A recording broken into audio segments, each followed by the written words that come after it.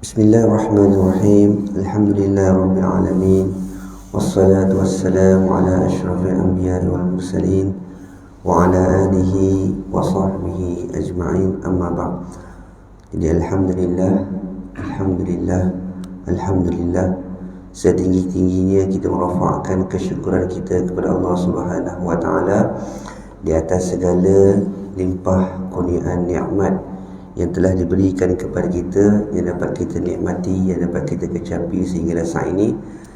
Malah pada pagi ini Allah Subhanahu wa taala memberikan taufik hidayah kepada kita dapat sama-sama kita melaksanakan salat fardu subuh secara berjemaah, iaitu antara pelaksanaan salat yang disukai oleh Nabi sallallahu alaihi wasallam dan mengikuti sunnah Nabi sallallahu alaihi wasallam. Tidak lain dan tidak bukan, ia merupakan taufik hidayah dari Allah Subhanahu wa taala.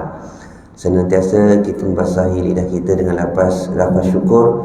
Mudah-mudahan dengan lafaz syukur yang kita ucapkan ini, Allah Subhanahu wa taala terus mengekalkan nikmatnya kepada kita dan kemudiannya terus menambahkan nikmatnya pemberiannya kepada kita. Jadi insya-Allah pada pagi ini kita akan sambung perbincangan, perbahasan dan juga perkongsian berkaitan tentang 40 hadis adab an-nabawi. Jadi pada hari ini kita dah masuk pada hadis yang ke-19. Kalau siapa yang ikut daripada permulaan perkongsian ini, kita dah membicarakan tentang hadis-hadis berkaitan tentang adab dalam majlis ilmu. Seterusnya adab pada waktu ketika tidur dan juga adab pada waktu ketika makan, dan cara dan sunnah Nabi sallallahu alaihi wasallam ketika makan. Baik.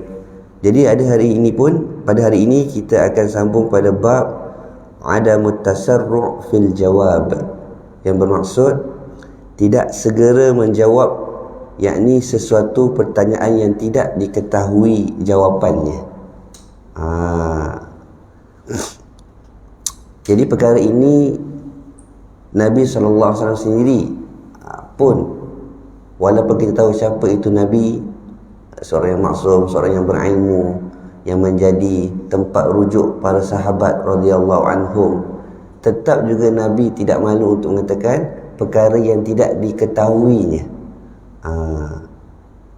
Mungkin setengah daripada kita, malulah kalau aku cakap tak tahu ni, aku ni dah ada nama ni. Mungkin sekarang ni orang kata selebriti ni, malulah.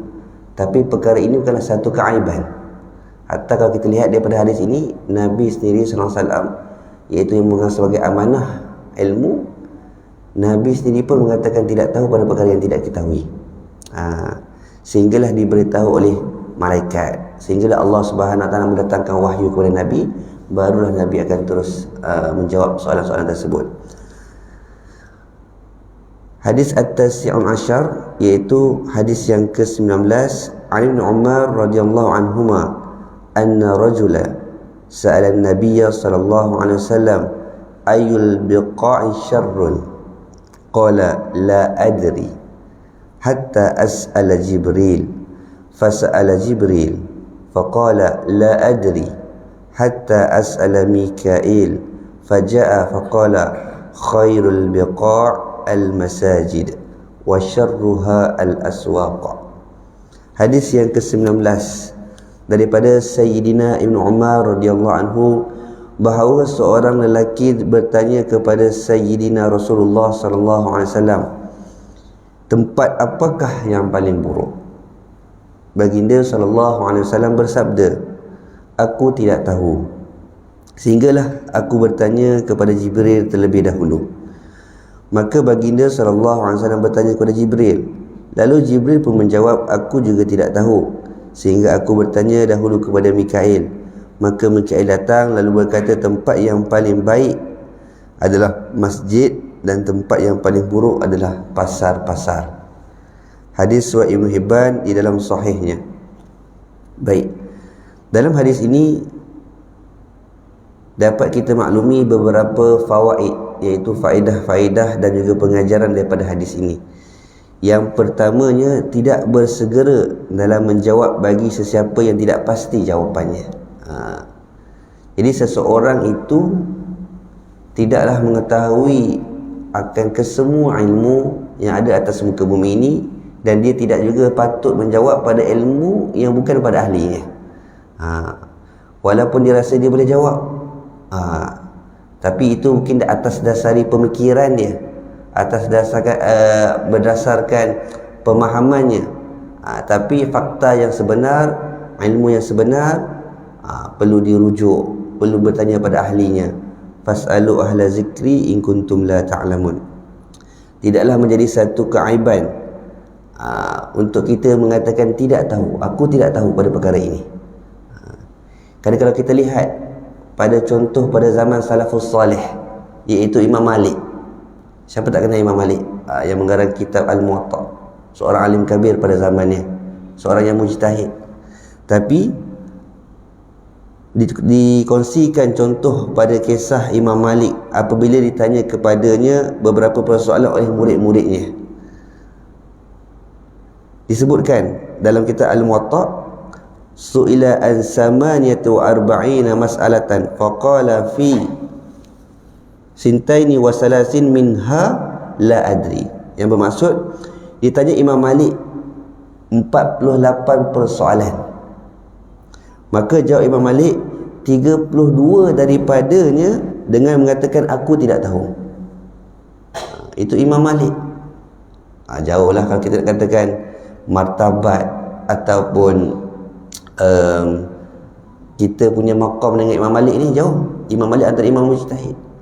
Karang kitab yang diguna pakai oleh umat Islam seluruh dunia, antara karangan yang masyhur Al-Muwatta. Imam Malik sendiri pun mengatakan bahawasanya dalam persoalan-persoalan ditanyakan oleh anak muridnya, 32 daripada 48 soalan, 32 daripada soalan-soalan tersebut mengatakan beliau tidak tahu. Maksud beliau tidak tahu, mungkin beliau tak pasti dan beliau perlu merujuk kembali. Jadi begitulah sebenarnya sifat bagaimana seorang yang orang kata apa, yang ada amanah dengan ilmu. Seorang yang menyampaikan ilmu, yang perlu ada amanah dengan ilmu pada bab bahagian yang bukan dalam bidangnya, pada bab bahagian yang tidak pasti. Kita cara baiknya kita kata aku tak tahu, insya-Allah saya akan rujuk dahulu, nanti saya akan maklumkan. Apatah lagi kalau perkara tersebut berkaitan tentang hukum hakam.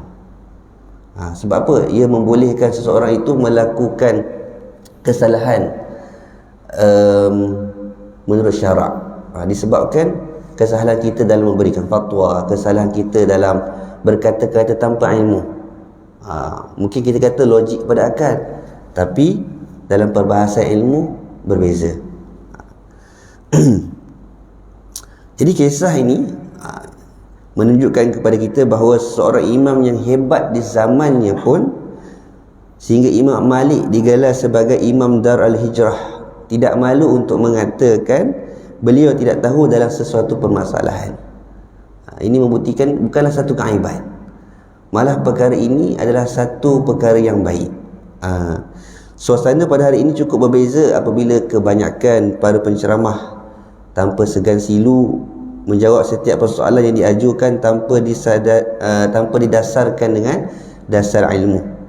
Jadi kesan daripada sikap begini, ya kita faham bila kita sekarang ni dalam satu keadaan yang orang pandang tinggi kepada kita, malah bila kita katakan orang mengharapkan jawapan daripada kita, bila kita bertanya, bila sampai satu tahap kita rasa macam kita nak tanya, nak sebut kataan aku tak tahu tu, kita rasa malu.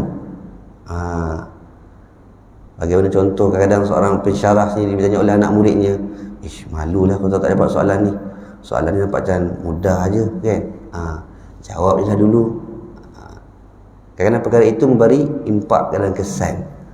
Jadi kita lihat, kita kembali balik pada zaman salafus salih.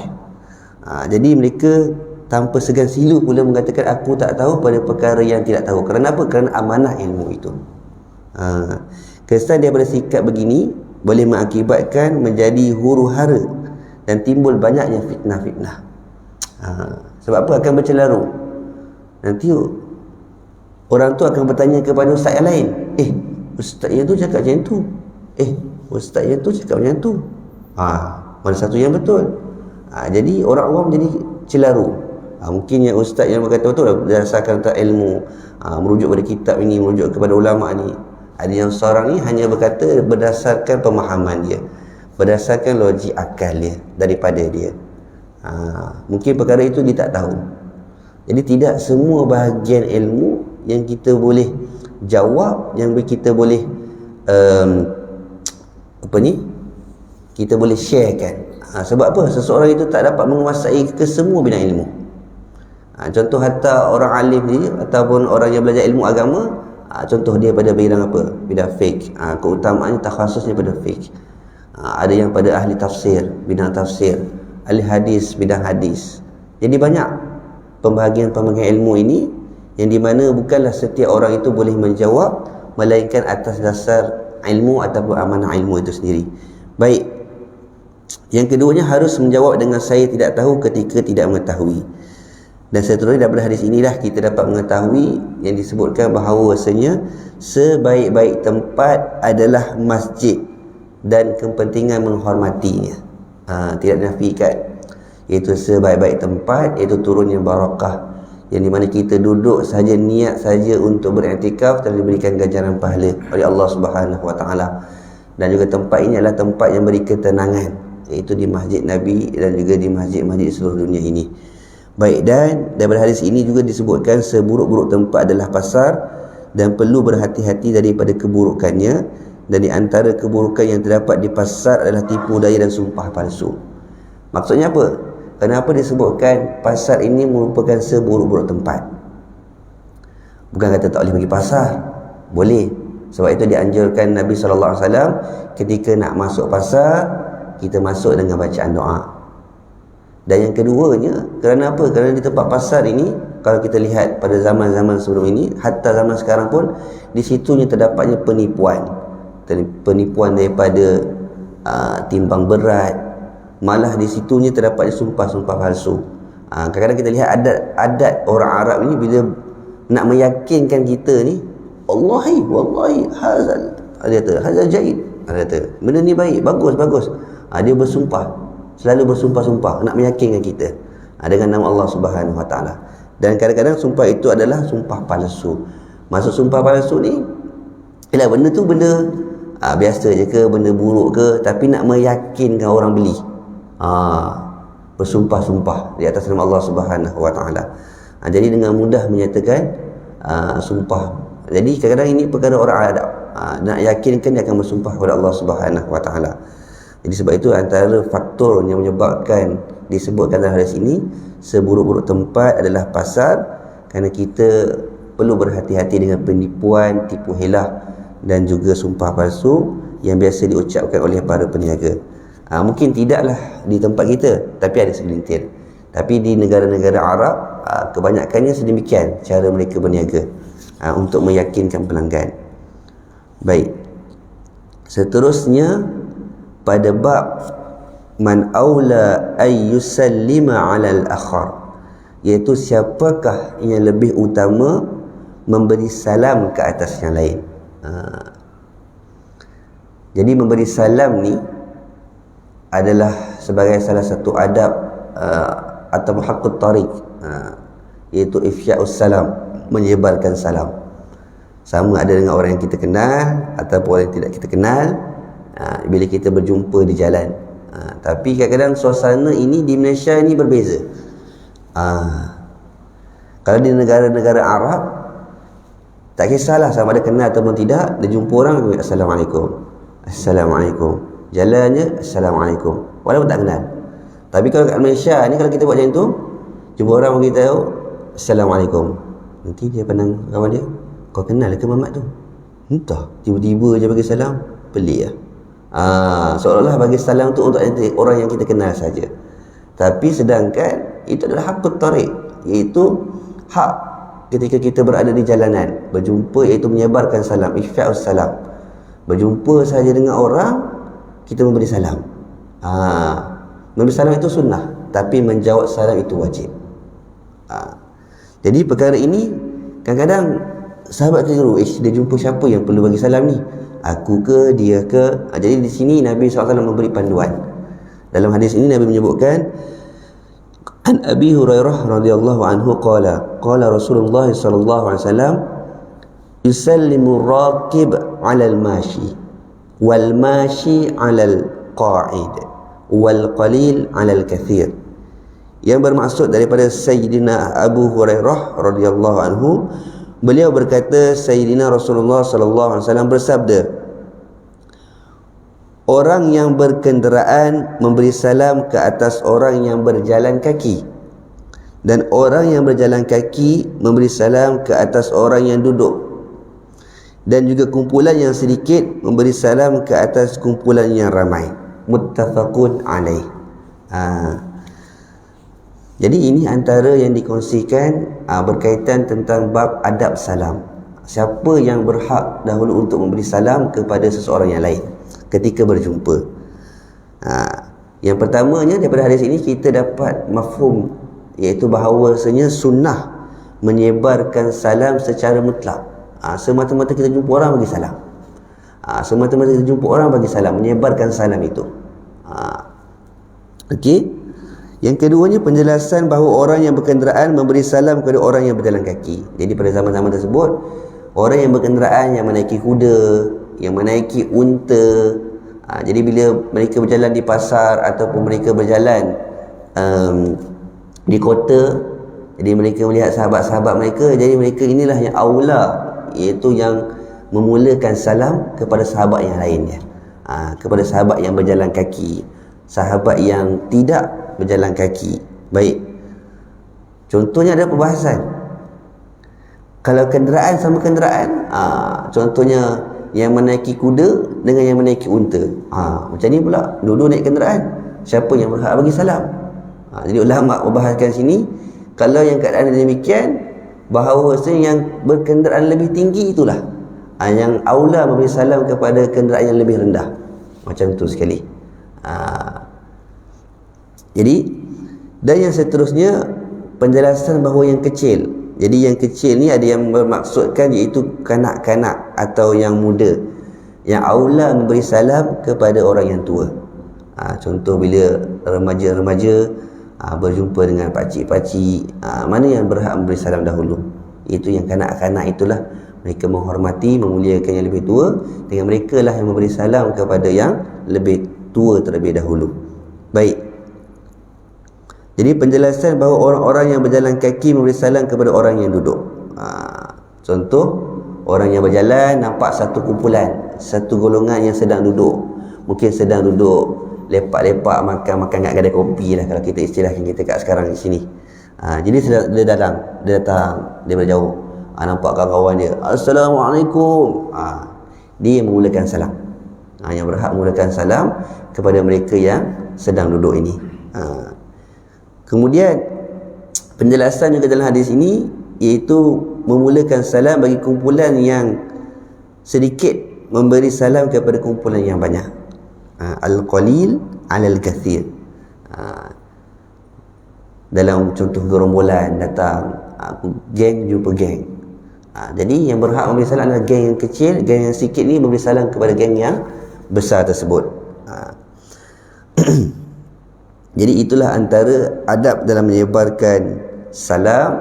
Siapa yang aula, iaitu yang terlebih dahulu memberi salam kepada ahli yang lainnya, dan juga sebarkanlah salam, kerana ialah sunnah Nabi SAW. Selain dapat mengeratkan hubungan silaturahim, kenapa memberi salam ialah kita mendoakan kesejahteraan sahabat-sahabat yang kita jumpa. Assalamualaikum dengan ucapan salam. Sekurang-kurangnya Assalamualaikum. Kalau nak penuh, Assalamualaikum warahmatullahi wabarakatuh. Kerana ucapan salam adalah ucapan doa. Ucapan doa kita mengucapkan kesejahteraan kepada saudara yang kita berjumpa. Baik.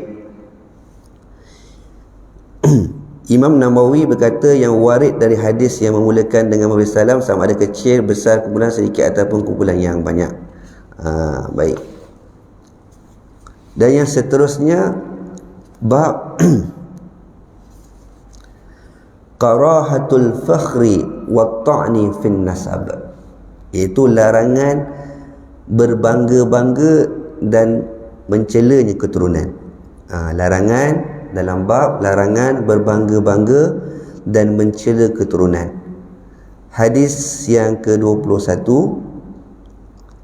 An Abi Malik Al-Ash'ari radhiyallahu anhu anna an-nabiyya sallallahu alaihi wasallam qala arba'un fi ummati min amril jahiliyah la yatrukunahunna al-fakhru fil ahsab wat-ta'nu fil ansab wal-istisqa'u bin nujum wan-niyahah wa qala an-naihah idza lam tatub qabla mautiha tuqamu yawmal qiyamah wa 'alayha sirbalun min qatiran wa dir'un min jarab.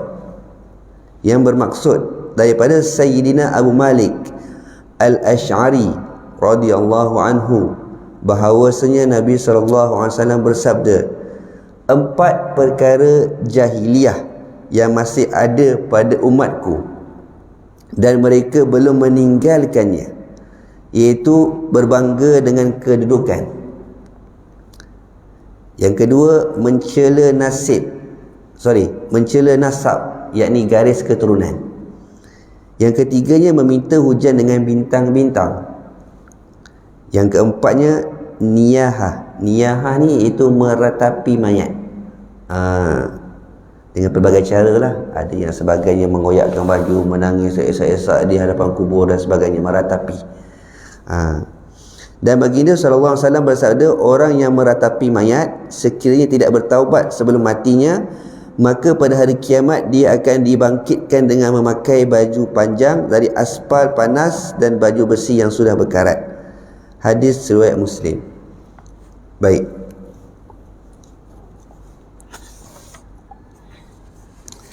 Jadi antara fawaid, kelebihan dan pengajaran daripada hadis ini, yang pertamanya, Sayyidina Rasulullah SAW telah menegah daripada mengikuti amalan jahiliyah pada perkara yang bertentangan dengan syariat kita yang mulia. Seperti mana kita maklum, sesungguhnya Nabi SAW diutuskan untuk menyempurnakan akhlak-akhlak.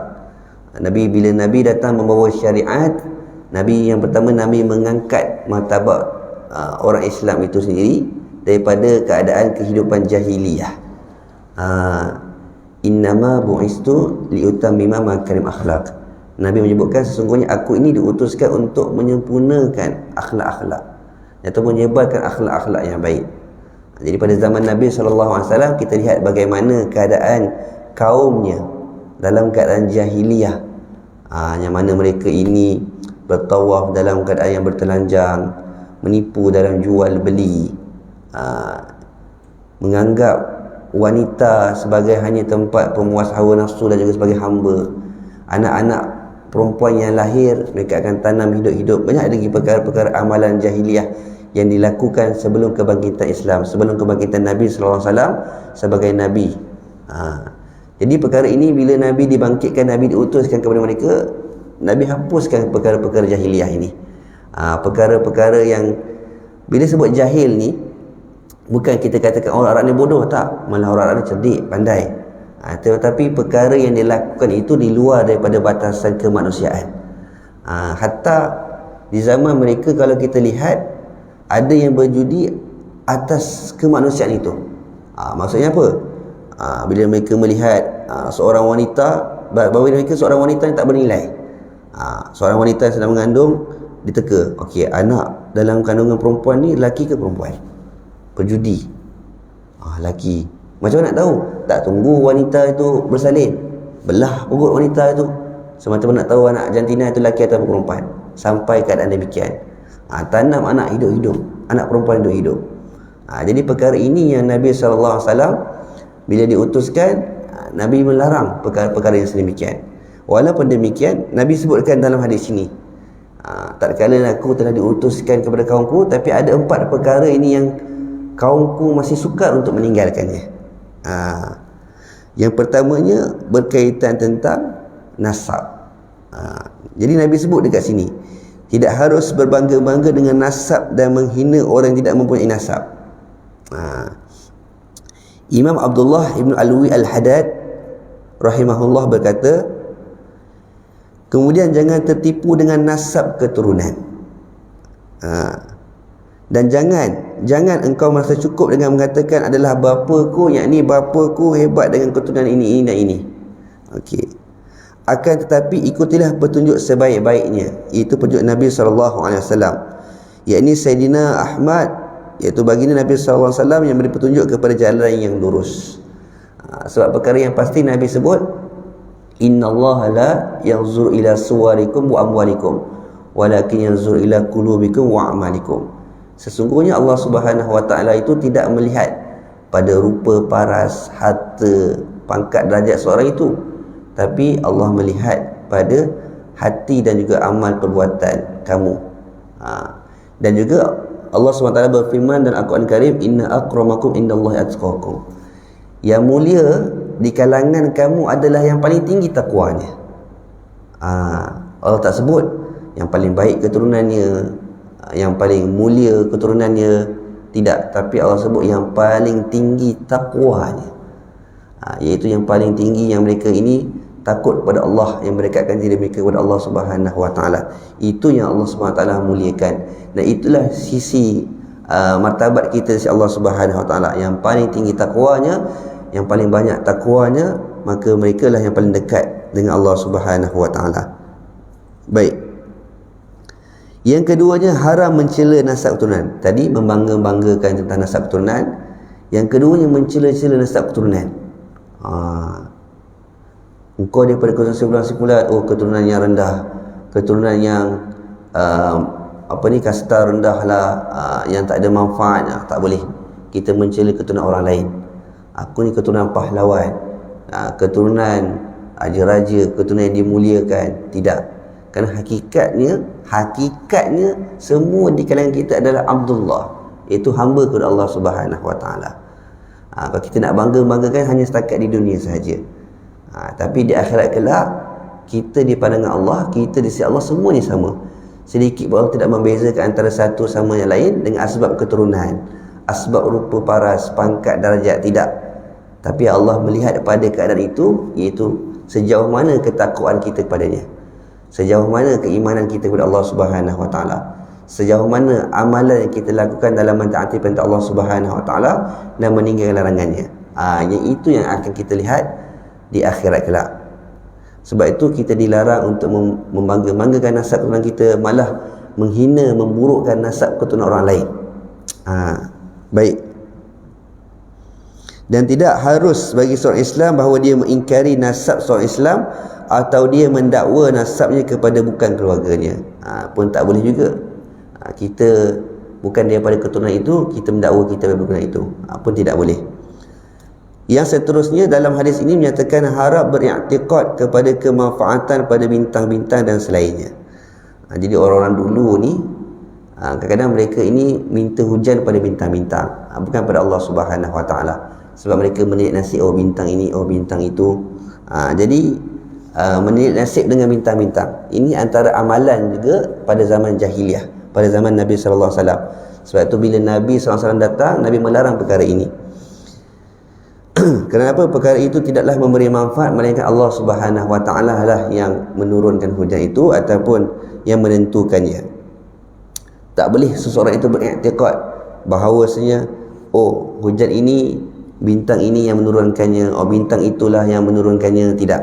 Okey? Kerana perkara itu boleh membawa kepada syirik. Dan orang Arab mengatakan mutirna binau'i kaza wa kaza, iaitu hujan kepada kita ini disebabkan bintang itu dan bintang ini. Sebagaimana hadis riwayat Al-Bukhari dan Muslim. Sebab itulah Sayyidina Rasulullah SAW menegah perkara-perkara itu. Kenapa? Perkara itu boleh menyebabkan kesyirikan, iaitu berharap pada selain Allah Subhanahu wa taala. Dan menghitungkan, Nabi sebut perkara-perkara ini adalah amalan-amalan jahiliah. Yang keempatnya, yang terakhirnya, haram niyahah, iaitu meratapi mayat dengan merobek-robek pakaian dan sebagainya. Jadi perkara ini sampai sekarang, waktu tatkala kami masih belajar di Mesir tu, kita lihat sebahagian, bukan kata semua, sebahagian ataupun segelintir lah, segelintir masih lagi mengamalkan budaya meratapi ni. Bila ada kematiannya, mereka ni buat-buat nangis, kocok-kocok baju tariknya. Kebiasaannya perempuan. Masih lagi ada amalan ini. Kadang-kadang mereka ni dibayar dengan berbuat nangis-nangis tu. Masya Allah. Jadi perkara ini masih lagi wujud, walaupun setelah 1400 tahun lamanya Nabi melarangnya, tapi masih ada. Sebab tu kalau kita lihat pergi di Arab Saudi, orang perempuan tak dibenarkan masuk ke dalam perkuburan. Perkuburan Baqi' ke, perkuburan Ma'la ke. Mereka ni tak boleh masuk ke dalam perkuburan. Yang hantar sampai ke perkuburan lelaki saja. Kenapa? Kerana wanita ni dia emosi sikit. Kita takut perkara ini berlaku. Tapi mungkin di negara kita kuranglah perkara-perkara ini. Tapi kalau di negara Arab, sebab menjadi adat kebiasaannya, mereka meratapi mayat itu dengan berbuat nangis dan sebagainya. Baik. Okey, ini ada disebutkan, iaitu meratapi mayat dengan merobek-robek pakaian dan sebagainya. Telah berkata Imam An-Nawawi, telah bersepakat para ulama atas haramnya perbuatan niyahah tersebut, iaitu meratapi mayat tersebut. Berbeza ya, meratapi dengan kita menangis kesedihan disebabkan kematian. Kalau just bila ayah kita ataupun ahli keluarga kita yang meninggal, macam seorang isteri yang ditinggalkan oleh suaminya kerana suaminya meninggal kan, so dia menangis disebabkan kesedihan. Itu perkara naluri biasa. Itu fitrah manusia. Bila seseorang itu meninggal, kita bersedih. Jadi yang perkara itu bukan dilarang, bukan tak boleh nangis, tahan nangis, aku tak boleh nangis, dosa haram, tak. Bukan, jangan salah faham. Meratapi ni yang kita meraung, kita meratapi, kita buat perkara-perkara yang luar jangkaan kita. Just kalau kita menangis sedih, menzahirkan kesedihan kita, itu tak bermasalah. Itu bukan menjadi larangannya. Okey, berbeza ya, meratapi dengan menangis kesedihan. Baik. Jadi perbuatan niyah ialah yang bermaksud kata-kata orang yang meratap, celakalah, rugilah, dan malah sama dia meratap perkara-perkara tersebutlah, berkata perkara-perkara yang di luar daripada jangkauannya. Baik.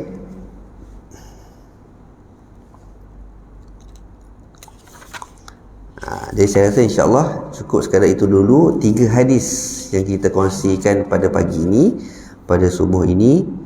Yang pertamanya berkaitan tentang tidak segera menjawab sesuatu pertanyaan yang tidak diketahui.